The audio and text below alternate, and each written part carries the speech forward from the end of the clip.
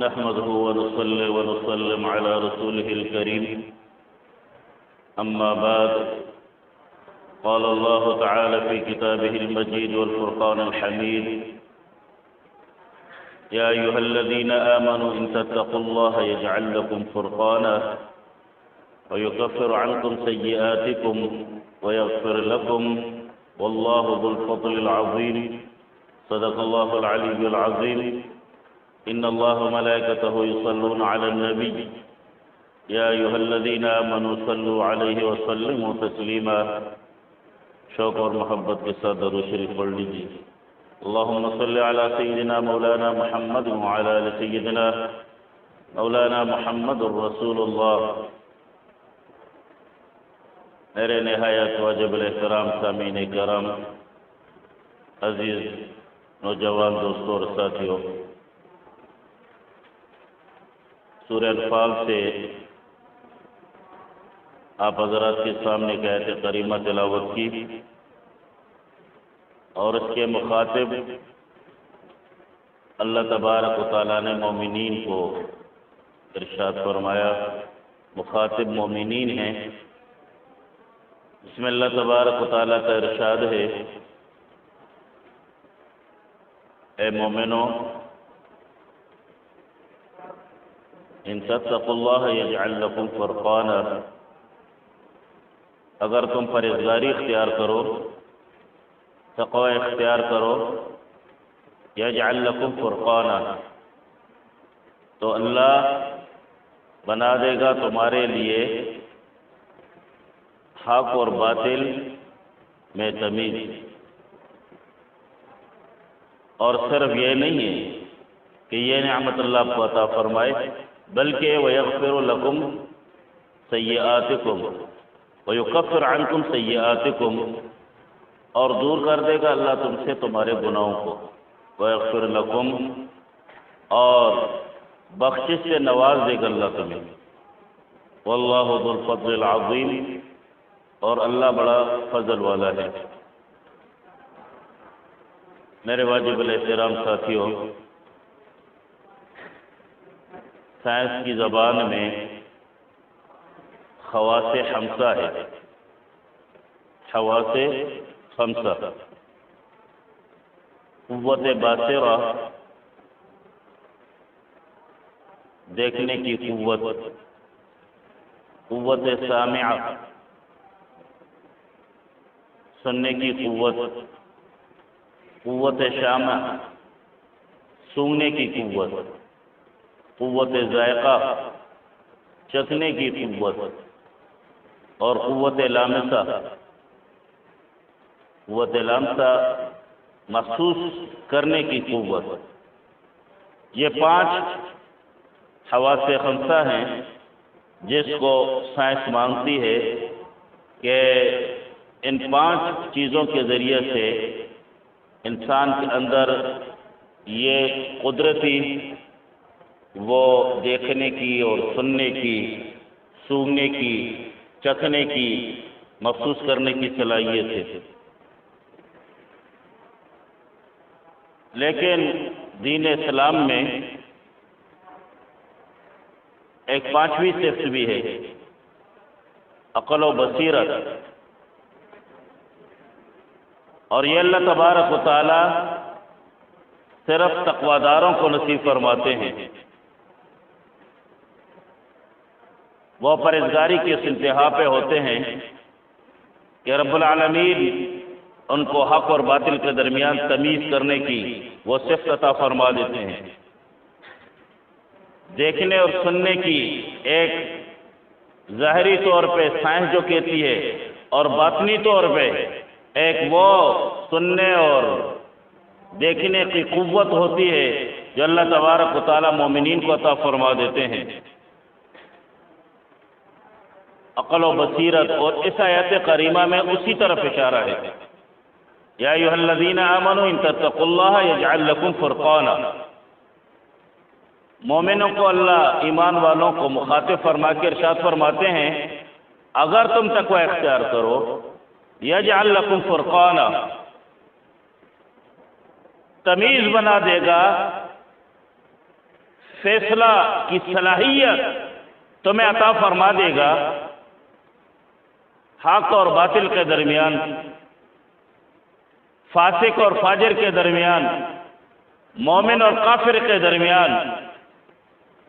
سنت اور بدعت کے درمیان،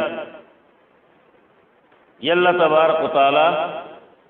تمہیں فرق کی تمیز عطا فرما دے گا۔ میرے واجب الاحترام بزرگوں، نوجوان دوستوں اور ساتھیوں،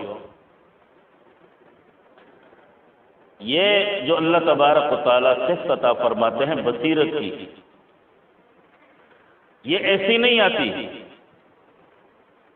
یہ بہت بڑے تقوی کے صفات ہوتے ہیں۔ اکثر ہم تقوی کا معیار ہمارے سامنے یہ ہوتا ہے کہ مسجد میں نوافل کی کثرت ہو،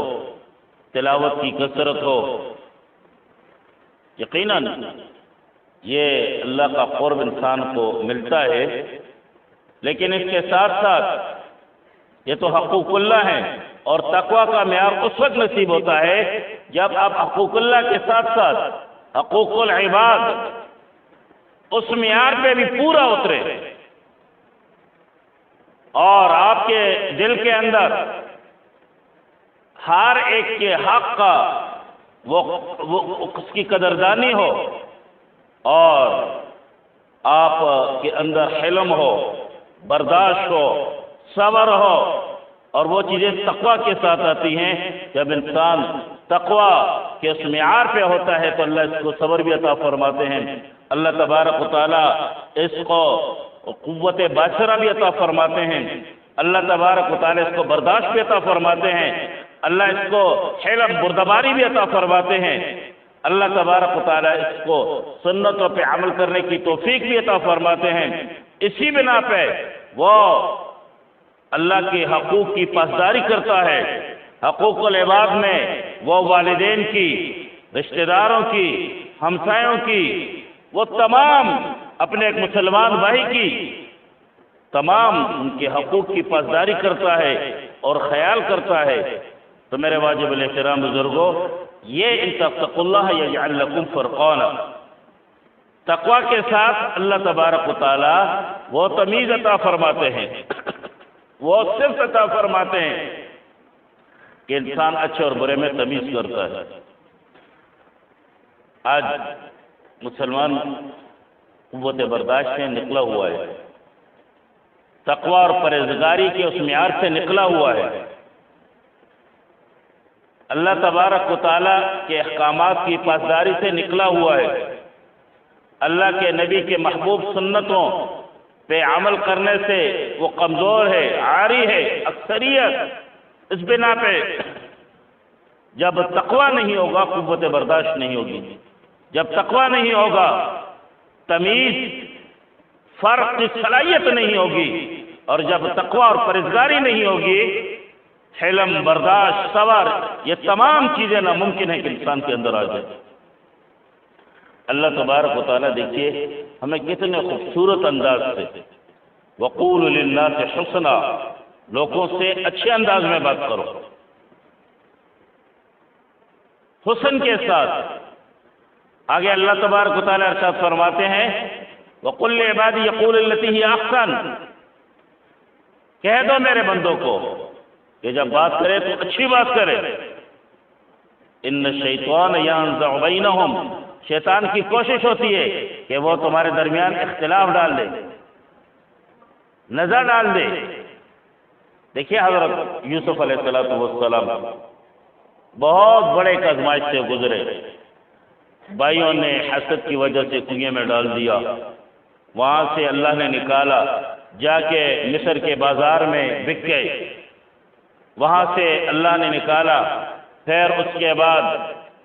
وقت کے وزیر کے غلام بن گئے، وہاں سے اللہ نکالا، جیل کی آزمائش میں ڈال دیا، وہاں سے نکلے، اس کے بعد انعامات کا ایک سلسلہ شروع ہوا، اور اس کے ساتھ ساتھ جو آزمائش زلیخا کی طرف سے آ گئی اس سے بھی اللہ نے نکالا، اور ایک لمبے زندگی کے بعد، اتنی آزمائشوں کے بعد جب اللہ تبارک و تعالیٰ نے ان کو سلطنت عطا فرما دی، اور اس کے بعد اللہ تبارک و تعالیٰ نے انہیں قوت اور حکومت عطا فرما دی، اور بھائی وہی جنہوں نے سالوں پہلے ان کو حسد کی وجہ سے کنویں میں پھینکا، حسد کی وجہ سے ایک بہت بڑے آزمائش سے وہ گزر گئے، اور جب ان کے سامنے آئے قالوا انک لانت یوسف قال انا یوسف ھذا اخی، بھائیوں نے کیا کہا کہ تو یوسف ہے؟ اب بھائی حضرت یوسف علیہ السلام تخت پہ ہیں، بھائی نیچے ہے، باتوں سے ان کو اندازہ ہوا، فرمایا ہاں میں یوسف ہوں اور وہ میرا یہ بھائی ہے۔ اور اس کے بعد کیا ارشاد فرمایا؟ یہ ارشاد نہیں فرمایا کہ تم نے میرے ساتھ یہ کیا تھا، یہ کیا تھا، یہ کیا تھا، کیا فرمایا کہ میرے اور بھائیوں کے درمیان شیطان نے نزع ڈال دیا تھا، بینی و بین اخوتی، یہ سب کچھ جو کچھ ہوا یہ شیطان نے کیا ہے۔ میرے واجب الاحترام بزرگوں، عزیز نوجوان دوستوں اور ساتھیوں، آج عدم برداشت، یہ جو ہمارے اندر اسلام کی محبت کی کمی ہے، ہمارے اندر نبی علیہ السلام کی سنتوں کی کمی ہے، اور ہم ایک دوسرے کے حقوق کو نہیں سمجھ رہے۔ حضرت ام المؤمنین حضرت صفیہ رضی اللہ تعالی عنہ ام المؤمنین تھی، اور ان کا پہلا دین یہود تھا، اور جب نبی علیہ السلام کے نکاح میں تشریف لائی اور مسلمان ہوئی،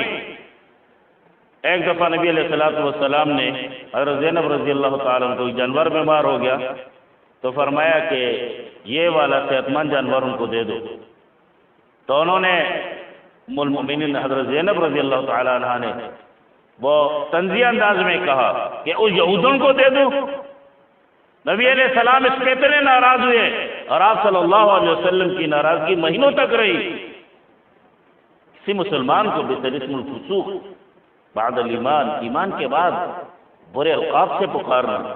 یہ مسلمانوں کی عدم برداشت ہے۔ آج مسلمان کا دشمن بنا ہوا ہے،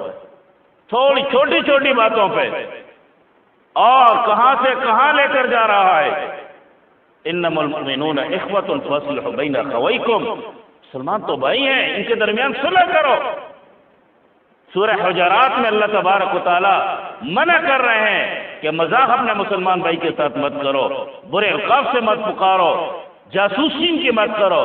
غیبت مت کرو، سوء ظن کے ساتھ مت کرو، اور ولا تلمزوا انفسکم، دیکھو ولا تلمزوا غیرکم نے ارشاد فرمایا، ولا تلمزوا انفسکم۔ یہ ساری وہ چیزیں ہیں میرے واجب الاحترام بزرگوں جس سے اللہ قوت برداشت وہ ارشاد فرماتے ہیں۔ نبی علیہ السلام اسی معاشرے میں حکومت کے بڑے بڑے وہ لوگ تھے جو مخالف تھے، آپ صلی اللہ علیہ وسلم نے کس حکمت کے ساتھ، صحابہ کرام رضوان اللہ اجمعین نے کس حکمت اور تدبر اور برداشت کے ساتھ، قوم کے ساتھ دین اسلام کو پہنچایا، اپنی بات کو پہنچایا۔ ادع الی سبیل ربک بالحکمہ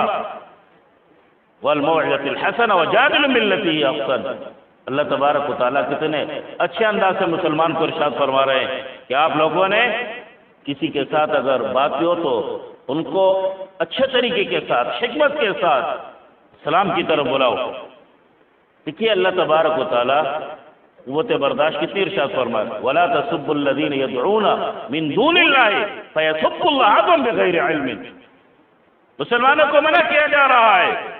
کہ یہ جو ان کے مجازی خدا ہیں، جو بت انہوں نے بنایا ہے اور اللہ کے علاوہ اس کو پکارتے ہیں، ان کو برا بلا مت کہو۔ یہ جہالت اور لائنی کی وجہ سے پھر ہمیں برا بلا کہتے ہیں، مجھے برا بلا کہتے ہیں۔ کیسے؟ آج تو ایک عجیب طوفان ہے، اور یہ میں تو اس کو اللہ کا عذاب سمجھ رہا ہوں۔ مذہبی انداز سے ہو، سیاسی انداز سے ہو، معاشرے میں جو کچھ ہو رہا ہے، اتنا عدم برداشت ہے کہ کفر اور اسلام اور ایسی حالت میں اس کو بنا دیا گیا ہے کہ مسلمان کا چہرہ نہیں دیکھنا گوارا کرتا۔ اور پھر سوشل میڈیا کا زمانہ، اللہ معاف کرے، اس میں جو کچھ ہو رہا ہے آپ کو پتہ نہیں ہے۔ وَلَا تَقْفُ مَا لَيْسَ لَكَ بِهِ عِلْمٌ، اسی کی کھو میں اللہ فرماتے ہیں بغیر علم کے مت آنا، ان السمع والبصر والفؤاد كل اولئک کان عنہ مسئولا۔ اللہ تمہاری آنکھوں سے، تمہارے کانوں سے اور تمہارے دل سے، آنکھ کان دل، اس کے بارے میں ان سے اللہ پوچھے گا۔ یہ تو وہاں زبانیں لگ جائیں گی، آج تو بڑے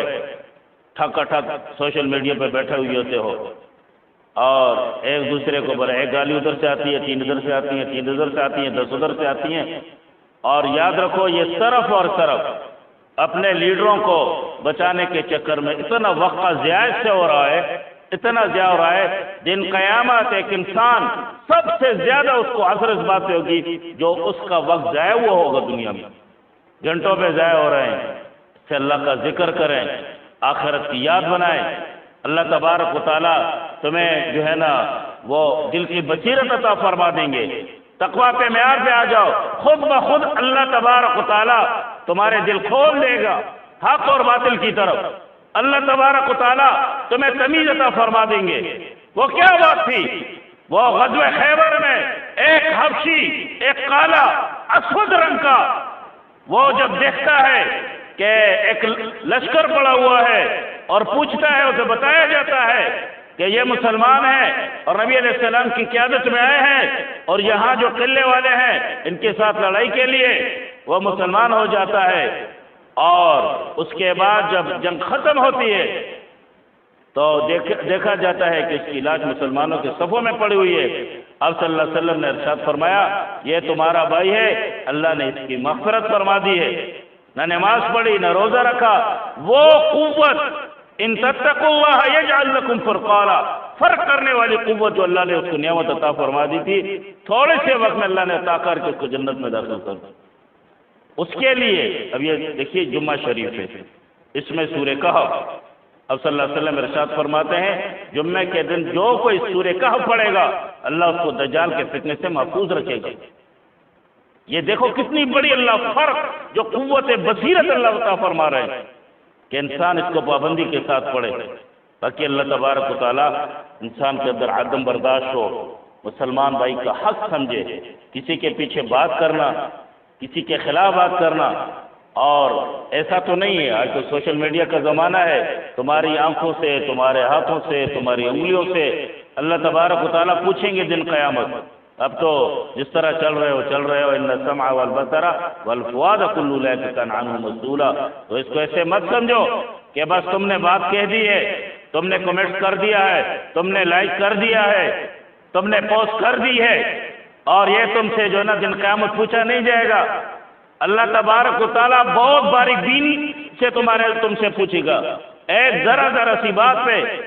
اللہ کا علم ہے، وَلَا تَسْقُطُ مِنْ وَرَقَةٍ إِلَّا يَعْلَمُهَا، ایک پتہ بھی ہلتا ہے گرتا ہے وہ اللہ کے علم میں ہوتا ہے۔ جو کچھ اگر تم نے ناجائز بات کو لائک کیا، دن قیامت میں اس کا جواب دینا پڑے گا۔ تم نے ایسا کمنٹ کیا اور اس کو آپ نے شیئر کیا، دن قیامت اللہ سے پوچھے گا تم سے۔ اللہ سے ڈرو، اس معاملے میں ڈرو اللہ تبارک و تعالیٰ سے۔ دن قیامت آنے والا ہے اور ہر انسان کو اپنے ہاتھوں اور پاؤں اور انگلیوں کانوں کے وہ جو ہے نا وہ جواب دینا پڑے گا۔ اللہ تبارک و تعالیٰ ہمیں قوت برداشت عطا فرمائے، علماء کی قدردانی نصیب فرمائے، دین اسلام کی قدردانی نصیب فرمائے۔ ہر وقت اللہ سے اپنے ایمان کی، اپنے اولاد کے لیے، اپنی آخرت کے لیے دعائیں کریں۔ جب انشاءاللہ ایسی ہوں گے اللہ تبارک و تعالیٰ دنیا میں بھی کامیاب فرمائیں گے اور آخرت میں بھی۔ وآخر دعوانا الحمدللہ۔